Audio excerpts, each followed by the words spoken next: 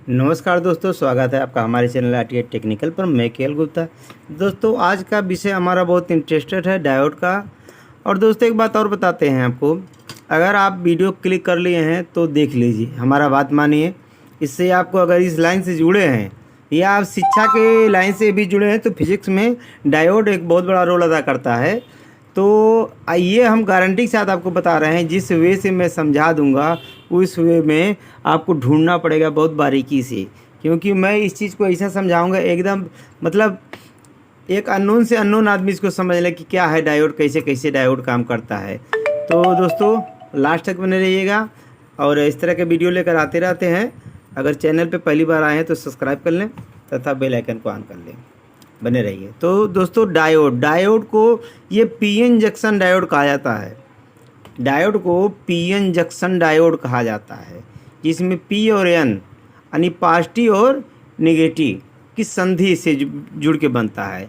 एक तरफ से पॉजिटिव होगा, दूसरी तरफ से नेगेटिव की एक संधि ज्वाइंट बनता है, संधि से ये डायोड बनता है। अब डायोड के काम करने का जो व्यवस्था होता है, किस तरह का काम करता है, वन में रहता है, इधर की सप्लाई उधर नहीं जाती, उधर की सप्लाई इधर नहीं आती है। तो ये क्या व्यवस्था है, बीच में जो ये पीएन का जो जोड़ है, इसका क्या रोल अदा होता है कि पीएन कब फॉरवर्ड में चलता है, कब रिवर्स में चलता है। तो लास्ट तक बने रहिएगा, अभी आपको समझा रहे हैं। ये तो डायोड हम दिखाने के लिए निकाल दिए कि मतलब इसी विषय पे हम चर्चा कर रहे हैं, इसको हटाते हैं।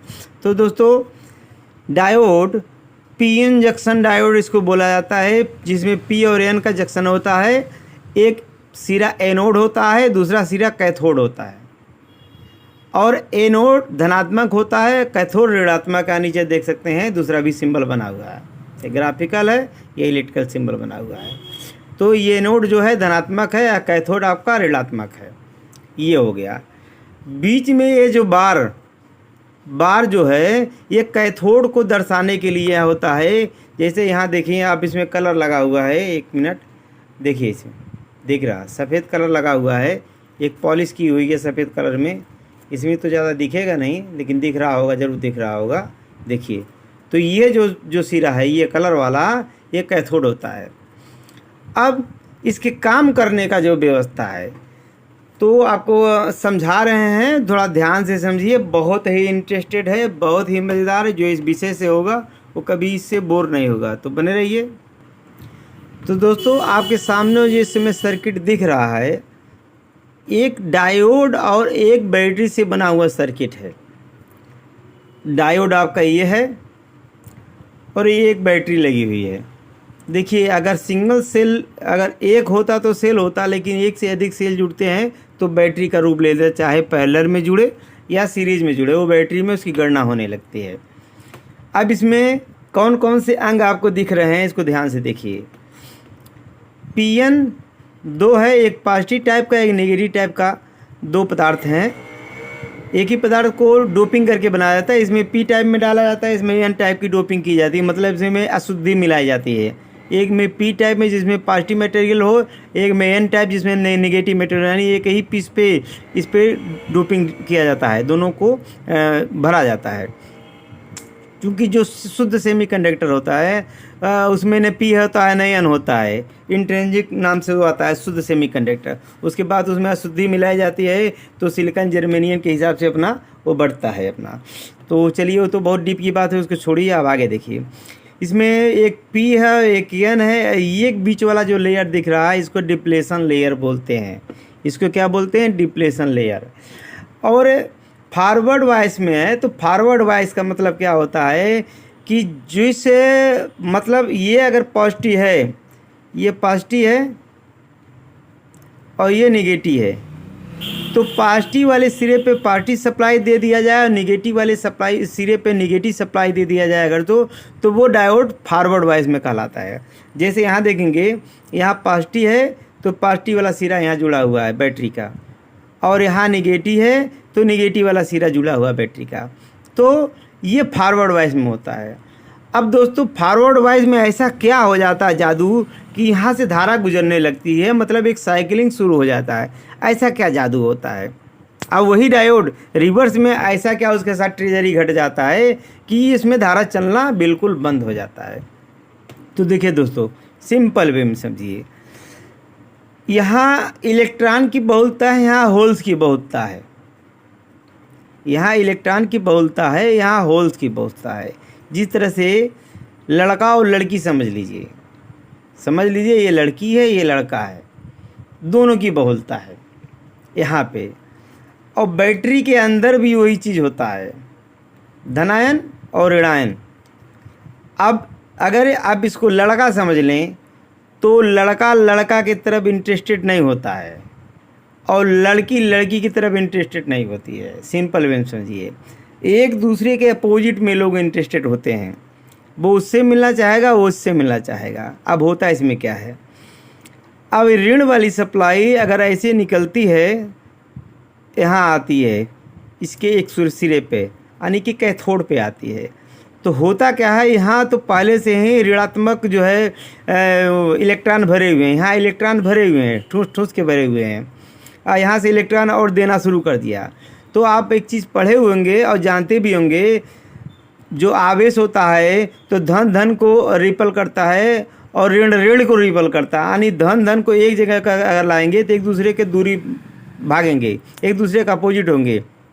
और ऋण ऋण को इकट्ठा करेंगे, वो भी एक दूसरे का अपोजिट होंगे। और धन ऋण को लाएंगे तो एक दूसरे से जुड़ जाएंगे, यानी डिस्चार्ज हो जाएंगे, डिफ्यूज हो जाएंगे जुड़ के।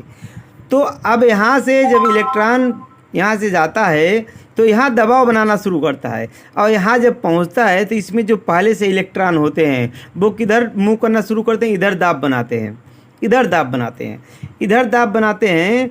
और इधर से जो आपके होल्स आ रहे हैं, इधर से होल्स आ रहे हैं, वो इधर दाब बनाते हैं। तो क्या होता है, ये इलेक्ट्रॉन और एक ये होल्स एकदम इतना ज़्यादा प्रेशर बनाते हैं कि ये जो डिप्लेशन लेयर की ये दूरी जो दिख रही है, ये दूरी बहुत पतली हो जाती है। और जब एकदम करीब में आ जाते हैं, देखिए सिलिकॉन जर्मेनियम का एरिया एक और है।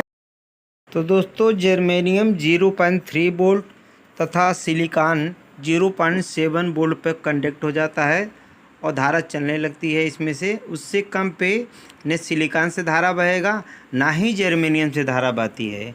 तो इस जो 0.3 0.7 वोल्टेज होता है, इसको लैचिंग या होल्डिंग करंट बोलते हैं।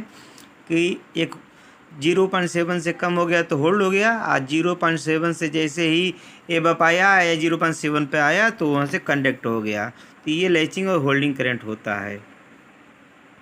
जब इसमें प्रेशर बढ़ता है तो क्या होता है कि ये डिप्लेशन लेयर एकदम करीब में हो जाता है, छोटा हो जाता है।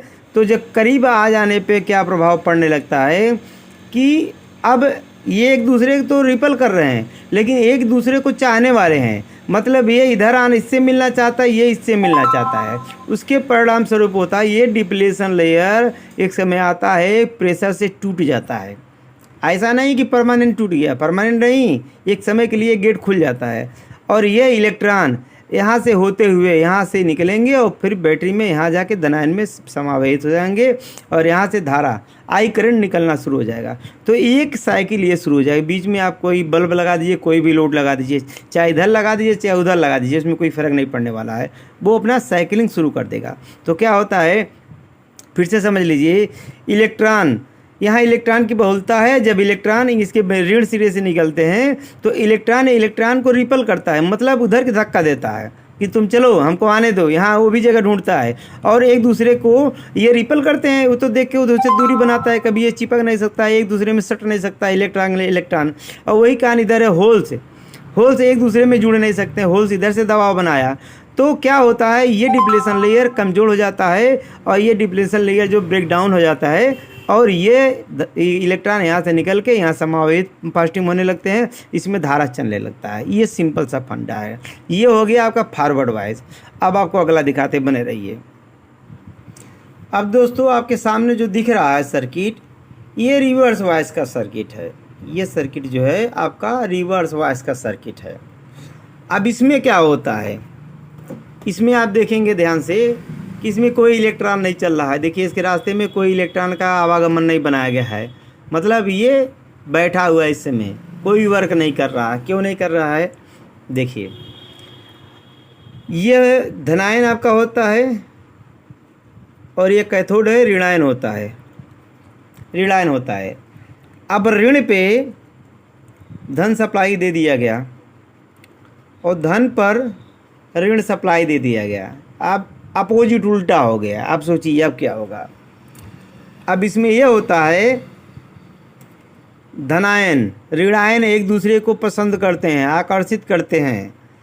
अब मान लीजिए ये जेंट्स है, ये लेडीज़ है, ये लड़का है, ये लड़की है, तो क्या होता है जब ये होल से यहाँ से निकल के यहाँ तक पहुँचते हैं, होल से यहाँ निकल के यहाँ तक पहुँचते हैं, तो जो इलेक्ट्रॉन होते हैं इधर जो है आ जाते हैं, इधर की तरफ आकर्षित हो जाते हैं, इधर की तरफ।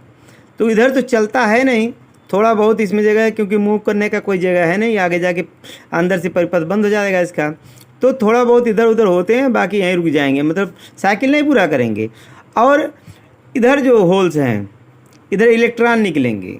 अब इलेक्ट्रॉन निकलेंगे, इनको आकर्षित कर लेगा अपनी तरफ, इनको आकर्षित कर लेगा अपनी तरफ। अब क्या हो गया, अब दबाव किधर बन रहा है, दबाव अपोजिट बन रहा है, इधर अपोजिट दबाव बन रहा है।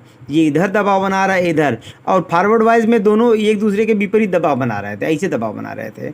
अब दबाव बनाया तो अब ये डिप्लेशन लेयर जिसको और पतला होना चाहिए, जिसको ब्रेकडाउन होने के लिए दोनों इलेक्ट्रॉन और होल्स को करीब में आने की ज़रूरत है, वो एक दूसरे के विपरीत हो गए। होल्स इधर भाग गया, इलेक्ट्रॉन इधर भाग गया, बीच का डिप्लेशन लेयर जो है लार्ज हो गया, बड़ा हो गया, मतलब उससे कई गुना फॉरवर्ड वाइज से कई गुना ज़्यादा रिवर्स वाइज में बड़ा हो गया। अब जो है ये कहानी बिगड़ गई। अब इलेक्ट्रॉन इधर से इधर नहीं जा सकता किसी सूरत में, इधर से इधर नहीं जा सकता किसी सूरत में, तो ये आपका रिवर्स वाइज में। अब यहाँ सारी कहानी उल्टी हो गई, मतलब इलेक्ट्रॉन नहीं चलेगा, धारा नहीं बहेगी, कोई करंट पास नहीं करेगा। हाँ, कभी कभी ये होता है प्रैक्टिकली, ये तो थ्योरी की बात हो गई, कभी कभी प्रैक्टिकली ये होता है कि बहुत ज़्यादा अपोजिट अगर जो दबाव बन जाता है, फॉरवर्ड में भी रिवर्स में भी होता है। अगर रिवर्स वाइज में भी आप जो ज़्यादा करंट इस पे अपोजिट पे दे दिए तो ये बर्दाश्त नहीं कर पाता, ये ब्रेक डाउन हो जाता है, ये भी ब्रेक डाउन फट जाता है। और फॉरवर्ड वाइज में भी वही होता है, बहुत ज़्यादा करंट इसके रास्ते गुजार दिए तो भी फट जाता है। तो इसके लिमिट में मान लीजिए जितने एम्पियर का धारा के लिए डायोड बना है, 6 एम्पियर के लिए बना है, 1 एम्पियर के लिए बना है, 2 एम्पियर के लिए बना है, 20 एम्पियर के लिए बना है, उससे अधिक का धारा अगर गुजारेंगे तो किसी भी दशा में ब्रेक डाउन हो सकता है। तो दोस्तों ये छोटी सी जानकारी थी। और एक चीज़ और दोस्तों बताते हैं, बने रहिए। जो भाई जिन भाइयों को जो है रेजिस्टेंस कलर कोडिंग में दिक्कत होता है, कलर कोडिंग का मान निकालने के लिए, तो मेरा एक वीडियो यूट्यूब पे पड़ा हुआ बहुत इंटरेस्टेड वीडियो है जिसमें कई लाख लोग उसमें देख कर लाभ ले चुके हैं। अब बहुत ही सरल वे में बताए हैं, चाहे आप कम पढ़े लिखे हों या थ्योरी जानते हो या नहीं जानते हो, अब बहुत आसानी से उसको डिकोड कर लेंगे। तो दोस्तों अगले वीडियो लोग बोलते हैं आपके। जय हिंद, जय भारत, टाटा, बाय बाय।